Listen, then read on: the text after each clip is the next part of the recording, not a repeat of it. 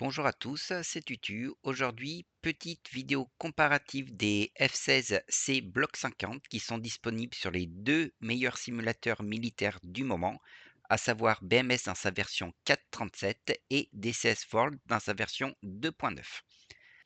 Nous allons commencer ce petit comparatif par l'aspect extérieur de l'avion. Alors les deux modèles sont très bien modélisés. Les proportions de l'avion sont exactement respectées. Vous pouvez également voir la présence de l'ensemble des différentes antennes. Par contre, vous remarquerez tout de suite que DCS World bénéficie d'un bien meilleur moteur graphique que BMS, tout simplement parce qu'il y a plus de 10 ans qui séparent ces deux simulateurs. On remarquera également que le F16 modélisé sous DCS a beaucoup plus de polygones. Et quand vous additionnez un meilleur moteur graphique et plus de polygones, forcément, vous avez un meilleur rendu graphique de votre avion.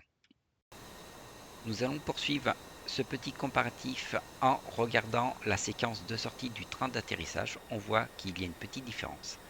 Je vous invite également à regarder l'aérofrein où on peut voir lorsque le train est sorti verrouillé qu'il passe d'une position de 60 degrés à 43 degrés, ce qui est tout à fait réaliste. Et au passage, c'est également le cas sur BMS. Pour devancer votre question, voici la séquence d'ouverture d'un train d'atterrissage d'un F-16 réel. À présent, regardons le comportement dynamique du train d'atterrissage lors d'un posé un peu dur. Donc sur BMS, on a le train arrière qui travaille un petit peu et une roulette de nez relativement rigide. Et sur DCS, on a un train d'atterrissage très souple, notamment au niveau de la roulette de nez, et vous pouvez également voir le mouvement, l'oscillation des ailes et des missiles. Cela va me servir de transition avec la séquence suivante où je vais cette fois me focaliser sur les ailes et le comportement des emports lors de différentes phases de vol. Donc ici, on peut voir lors d'un décollage. Et pour la séquence suivante, on va prendre un peu de jet positif et négatif et l'on constate que sur DCS, les ailes sont beaucoup plus souples que sur BMS. À présent, passons à l'intérieur des différents cockpits, donc à gauche BMS, à droite DCS.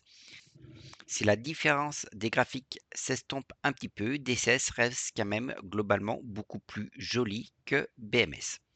Alors pour se concentrer sur le fond et non sur la forme, on peut voir que les instruments sont exactement les mêmes, ce qui est rassurant puisqu'on a la même version de F16.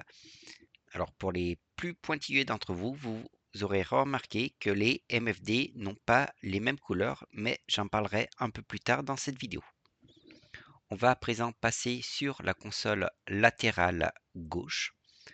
Donc là aussi, on s'aperçoit vraiment l'exactitude des instruments qui sont modélisés. Si on tourne la tête sur notre extrême gauche, on peut constater une légère différence. Sur DCS, on a une meilleure visibilité de notre secteur arrière. On peut même vérifier l'ouverture ou non de nos aérofreins, ce qui n'est pas le cas dans BMS. Passons à présent à notre console droite. Là aussi, vraiment, les instruments sont très fidèles d'une part et d'autre. Donc on n'a pas réellement grand-chose à dire, sinon deux très beaux modèles 3D. Passons à présent à la présentation de l'armement disponible sur nos deux appareils. Alors, avant toute chose, on va resituer le F16 de D16 dans son contexte, puisque c'est un F16 très spécifique. Il s'agit donc d'un F16 CM Block 50, ça je l'ai déjà dit. La suite logicielle qui le compose, c'est la M4.2+, donc cela aura son impact pour l'armement et pour d'autres fonctionnalités que l'on verra plus tard. Et point très important pour l'armement, c'est un F-16 qui n'est utilisé que par l'US Air Force et la Garde nationale. En ce qui concerne le F-16 représenté sous BMS, il n'y a aucune restriction d'armement liée à un pays ou à une force aérienne. Quant à la version de son avionique, on doit se trouver quelque part entre le M42 et le M51. Rentrons dans le vif du sujet et commençons par comparer l'armement air-sol, en l'occurrence les missiles. Alors, on voit que nos deux avions sont capables d'embarquer les bombes planantes AJM 154, donc dans la version A uniquement, pas de version C. Seul BMS est capable d'emporter le missile de croisière, l'AGM 158. C'est normal, c'est un missile qui est beaucoup trop récent pour DCS. Donc 2009 pour le missile et on a une version de 2007 pour notre avion. Les deux appareils sont capables d'embarquer des Mavericks, donc aussi bien des Mavericks à voie TV qu'en voie IR. Par contre, seul BMS est capable d'embarquer un Maverick laser. Alors, petite anomalie au niveau de DCS, le triple rack normalement n'a jamais été utilisé. Donc, si on veut être totalement fidèle à la version de l'avion, on ne devrait pas disposer de ce fameux triple rack. Passons maintenant sur le missile anti-radiation, l'AGM-88 ARM, donc missile anti-radar. Les deux avions sont capables de l'embarquer. Par contre, au niveau du F-16 de DCS, on est capable d'en emporter 4, ce qui est là aussi une petite aberration. Et vis-à-vis du tollé de la communauté lorsqu'il y a eu le retrait des AJM 88 sur les imports 4 et 6, Eagle Dynamic a ajouté une fonctionnalité au niveau de l'éditeur de mission, ce qui nous permet de restreindre l'armement sur certains pylônes et donc de conserver la possibilité pour ceux qui souhaitent jouer à 4 armes ou ceux qui souhaitent avoir une version beaucoup plus fidèle à la réalité. Basculons maintenant sur les bombes. On va commencer par la B61, donc c'est la bombe nucléaire. Malheureusement sur DCS, nous n'aurons pas de bombe nucléaire. On va passer du nucléaire aux bombes d'entraînement. Donc la BDU-33, sur BMS, on peut en importer 6 par pylône, alors que sur DCS, on ne peut en importer que 3. Toujours au niveau des bombes d'entraînement, donc là sur les bombes d'entraînement laser, on n'a pas exactement les mêmes, mais on a un équivalent, donc je ne vais pas m'attarder plus longtemps dessus.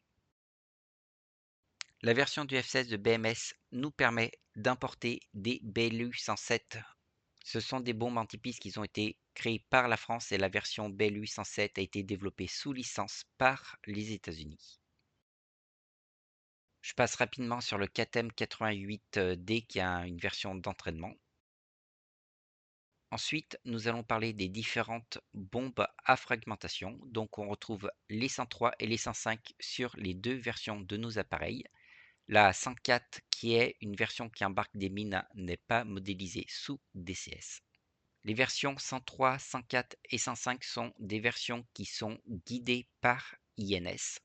Passons ensuite à leur version non guidée. On voit que la version modélisée sous BMS est capable d'embarquer un peu plus de variété de bombes à fragmentation. Pour les bombes guidées, donc GBU-10, c'est également embarqué BMS DCS. Pour la GBU-12 également, donc pour les deux, je passe rapidement. GBU-24 également présent sur DCS et BMS. La GBU-27 n'est embarquée que par le F-16 de BMS par contre. On va passer sur les bombes à guidage GPS. Donc GBU-31 c'est embarqué par nos deux appareils. GBU-38 également. Donc deux par emport. La GBU-39 SDB Small Diameter Bomb, donc c'est une bombe que bien rentrée en service avant 2007 puisqu'elle est rentrée en service en 2006. Elle a été utilisée par le F-16 que plusieurs années plus tard, donc c'est pour cette raison qu'on ne l'a pas sous DCS. La GBU-54, bombe à guidage laser et GPS, année 2008, donc supérieure à 2007, pas de présence sous DCS. Les bombes MK20, c'est des bombes à fragmentation. Très surprenant qu'on ne les a pas sous D16 puisque c'est des bombes qui sont relativement anciennes et qui ont été très largement utilisées, notamment lors de la guerre en Irak. Toutes les bombes lisses, je les passe très rapidement. Donc MK82, MK84, tout ça, c'est présent de partout. C'est des bombes de base, y compris dans leur variante freinée. Nous allons à présent passer aux roquettes. Sur DCS comme sur BMS, nous avons les LAU 3, Mais sur DCS, nous avons également quelques imports de requêtes supplémentaires que nous n'avons pas sur BMS. Passons maintenant aux missiles RR, donc AIM 120 B et C, AIM 9M, P et X, donc tout ça c'est similaire entre les deux versions de nos appareils. Passons maintenant aux divers pods. On peut s'apercevoir que sur le pylône central, le F-16 de DCS est capable d'embarquer la version longue de l'ALQ 184. Par contre, pour le moment, c'est uniquement du visuel. Sous DCS, les trois pods se comportent exactement de la même façon. Pensons maintenant au pylône 5L. Donc actuellement, nous avons le pod HTS qui est disponible aussi bien sous BMS que sous DCS. Par contre, nous n'avons pas et nous n'aurons pas le pod de navigation sur DCS. Passons maintenant à l'autre pylône, le 5R. Donc actuellement, sur DCS, nous avons uniquement le lanterne, mais à terme, nous aurons également le pod Sniper qui, lui, est déjà implémenté sous BMS. Nous pouvons également embarquer la sonde T50, c'est pour enregistrer vos données de vol. Nous pouvons également embarquer une caméra sous BMS et un pod de convoyage sous DCS. Au niveau des réservoirs, sous DCS, nous avons les versions 300 et 370 gallons et sous BMS, nous pouvons également embarquer une version de 600 gallons sous chacune de nos ailes. Et voilà tout ce que je pouvais vous dire sur l'armement disponible sur nos deux appareils. Il est temps de passer à la comparaison des différents modèles de vol. Alors pour tuer le suspense, à 15 degrés Celsius, les deux modèles de vol sont quasiment identiques à quelques petites subtilités près. Pour rendre le test plus intéressant, j'ai fait des tests à 0 et à 37 degrés. Donc le premier test consiste à regarder l'accélération de notre avion. Et on s'aperçoit que sur DCS, la température a une grande influence sur les performances de notre avion. Sur BMS, c'est beaucoup moins évident. L'autre information intéressante à regarder est votre vitesse en Mach et la comparer avec votre vitesse R affichée. Comme vous le savez certainement, les Mach vont dépendre de votre vitesse, de votre altitude, mais également de la température. Je vous laisse faire le calcul. Je vous ai également affiché les valeurs du fuel flow, mais comme elles sont identiques, tout va bien. On s'approche petit à petit de notre vitesse maximale. Et on s'aperçoit que la température n'a quasiment aucune incidence sur la vitesse maximale de notre avion sous BMS, alors que sur DCS, la température, elle, va avoir une incidence majeure. Je vous laisserai seul juge de savoir ce qui est plus réaliste que l'autre. Ensuite, j'ai enchaîné sur une montée verticale. Donc une fois que la vitesse maximale est atteinte, on monte à 90 degrés dans le ciel.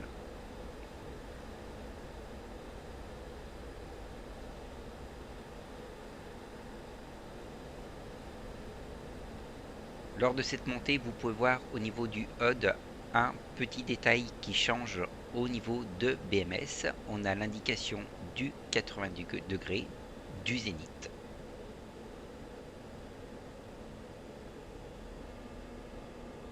Et l'avion va légèrement monter un peu plus haut sous DCS que sur BMS. Alors les valeurs à 15 degrés, c'est 46 000 pieds sur BMS et 51 000 pieds sur DCS.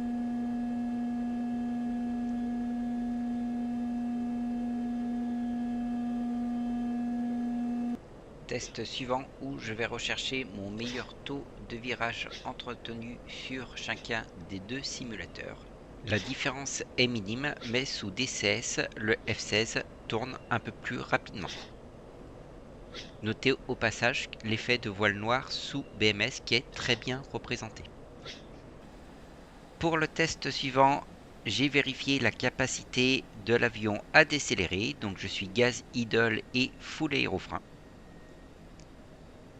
Et là, on s'aperçoit que la décélération est strictement identique entre les deux modèles de vol, tout comme leur incidence. Pour le test suivant, j'ai sorti mon avion de sa zone de confort et notamment de son domaine de vol. Donc j'ai fait un décrochage à très haute altitude et je suis arrivé à une vitesse tellement faible que mon avion tombe sur place. Et cela ne se voit pas, mais il est totalement incontrôlable. Je peux bouger mon joystick de gauche à droite, d'avant, arrière, couper les gaz, mettre les gaz, pleine PC. Mon avion est totalement incontrôlable et je tombe comme une pierre à la verticale. Et ce phénomène se reproduit également très bien dans BMS. Donc les deux modèles de vol sont quasiment identiques et reflètent très bien cette sortie du domaine de vol. Vous noterez juste la petite différence de l'alarme sonore sous BMS et également le HUD qui varie énormément sous l'effet du vent relatif. Revenons dans notre domaine de vol et voyons voir comment notre avion se comporte lors d'un ravitaillement en vol. Donc trappe ouverte et ou perche rentrée dans notre avion, c'est exactement les mêmes sensations dans l'un ou l'autre des simulateurs. Parlons à présent du modèle de dégâts. Alors sous BMS, le damage model peut se résumer à ça, ou encore à cela. Donc je pense que vous l'aurez compris, visuellement, vous n'aurez rien du tout. Alors certaines fois, si vous avez la chance de ne pas exploser d'un seul coup, vous pourrez avoir certains systèmes d'endommagés, comme par exemple avoir une fuite de carburant, et là typiquement c'est très bien géré, votre centre de gravité va être modifié, ou si vous avez une fuite d'huile, pareil, votre moteur risque d'être endommagé, mais en tout cas le modèle de dégâts n'est vraiment pas son point fort. Sous DSS, si on fait un atterrissage un peu brutal, on voit le train qui s'effondre, et puis l'avion qui glisse gentiment sur la piste. Mais vous avez également des comportements beaucoup plus exotiques comme je vous présente actuellement à l'écran. Donc ici c'est tout le contraire de BMS, nous avons un avion plutôt résistant qui fait un peu élastique sur le côté de la piste. Par contre sous DCS nous avons une physique des impacts qui est modélisée. Typiquement là on peut voir que ma gouverne de profondeur droite a souffert et ce qui est formidable c'est qu'on le ressent au niveau du modèle de vol. On peut voir qu'il me manque les deux profondeurs et une partie de mon aile droite. Ce qui est plaisant sous DCS, c'est si un missile explose relativement près ou que vous vous êtes pris quelques obus de la DCA, il est très fréquent qu'un allié en fait fasse une inspection visuelle de votre avion pour voir les dégâts effectifs sur votre appareil. Donc ça, c'est vraiment une immersion qui rajoute un très gros plus. Nous allons à présent nous focaliser sur le fonctionnement des différents équipements et on va commencer par le radar en mode GM. Sous BMS, le rendu est très arcade puisque le terrain est noyé indifféremment dans une sorte de bruit ambiant et seuls les bâtiments vont ressortir sous la forme d'un plot radar. Sous DCS, vous constaterez que le rendu est totalement différent. Donc là, on a un rendu qui se rapproche très très près d'un rendu réel. Et on s'aperçoit même que le masquage du terrain est modélisé. C'est-à-dire que le radar ne va pas réussir à voir ce qui se trouve derrière une montagne, ce qui explique les taches noires que nous avons en haut de notre écran du retour radar. Je vais à présent zoomer sur un aérodrome. Donc sur DCS, on voit que la carte est rafraîchie lors du balayage radar. Donc le rendu est toujours excellent pour la représentation de notre aérodrome. Donc on différencie bien les différents retours radar de la piste et des bâtiments. Donc on voit l'aérodrome sur le coin en bas à gauche. Et on voit que la distance a également une influence sur la qualité du retour. Sur BMS, c'est totalement différent. La distance entre notre avion et la zone balayée par le radar n'influence pas la qualité et l'image est toujours très arcade puisqu'on affiche uniquement les objets ajoutés sur la carte. Pour le mode GMT, donc c'est le mode qui va permettre de voir les véhicules en mouvement. Donc là aussi sur BMS, les véhicules en mouvement apparaissent tout simplement sous la forme de plots alors que le reste de la carte est noyé dans un fond de nuages. On va en profiter pour comparer la vision du T-Pod. Donc là on est sur le pod lanterne. En vision infrarouge, les différents véhicules vont apparaître en blanc, comme vous pouvez le voir sur mon écran. Il est donc relativement facile de les trouver.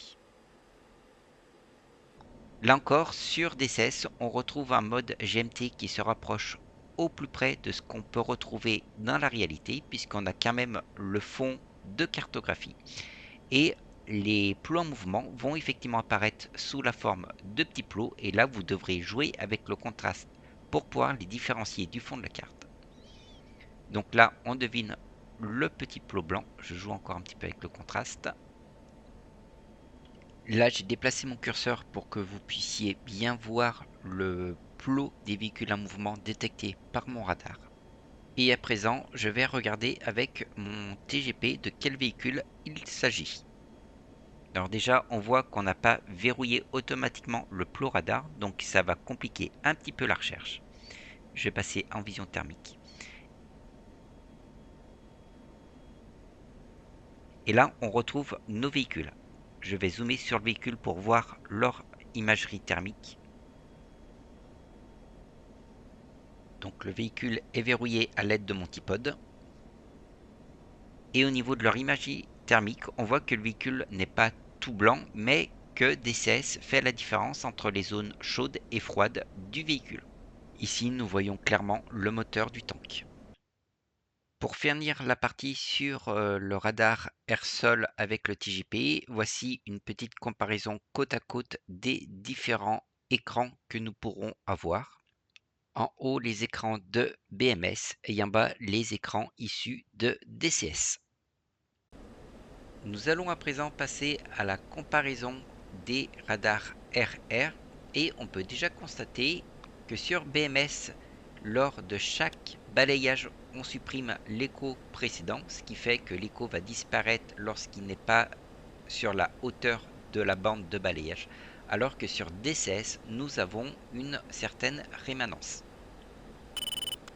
Au niveau de la distance de détection, c'est quasiment la même, un petit avantage pour le radar de BMS. Nous allons à présent passer dans le mode TWS du radar. Les deux simulateurs auront tendance à perdre plus facilement la target. Donc cela c'est réaliste. Par contre, sur les raisons qui vont faire en sorte que vous allez perdre le lock, les deux simulateurs ont leur propre logique et là je vous laisserai décider ce qui est pour vous le plus réaliste.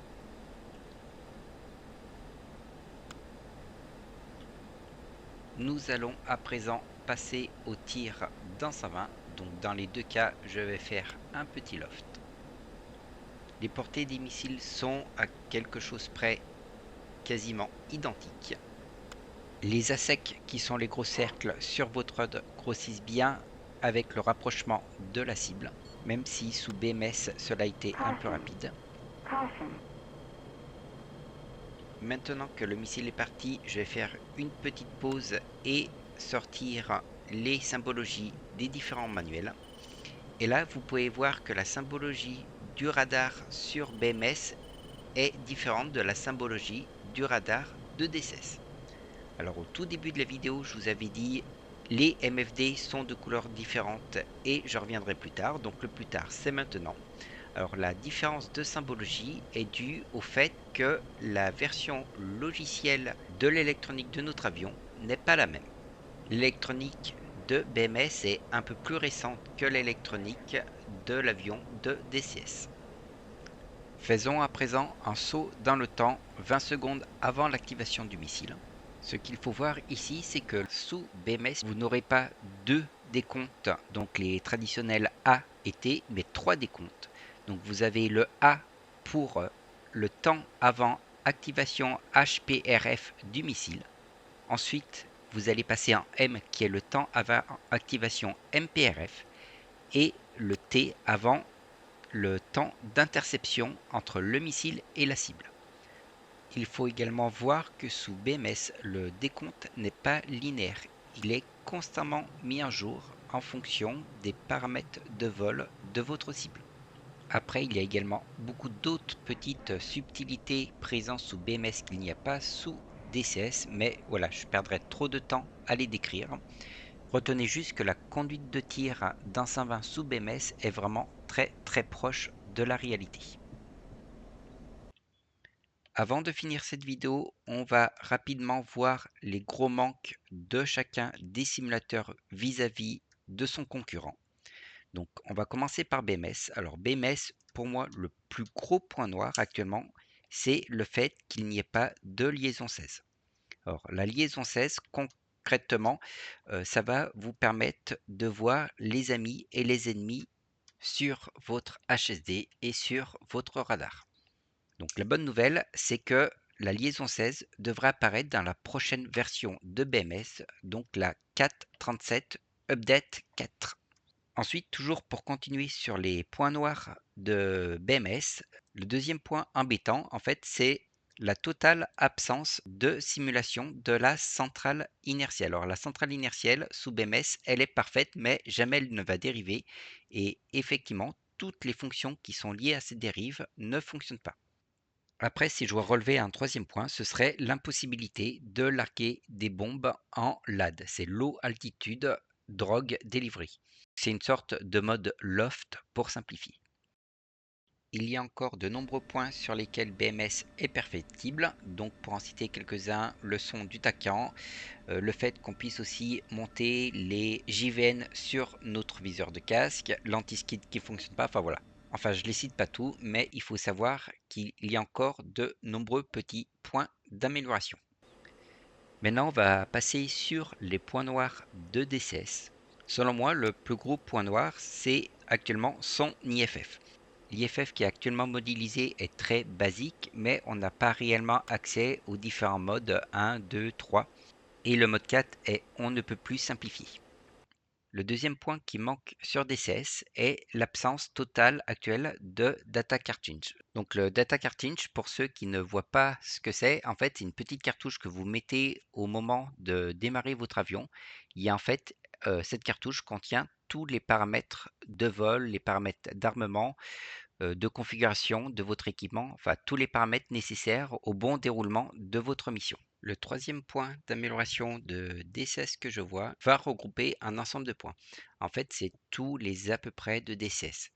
Typiquement, je peux citer la gestion de l'alimentation électrique de l'avion, donc manpower, batterie. Nous avons également la gestion des différentes pompes à carburant, la gestion de l'oxygène et je pense surtout la gestion des défauts.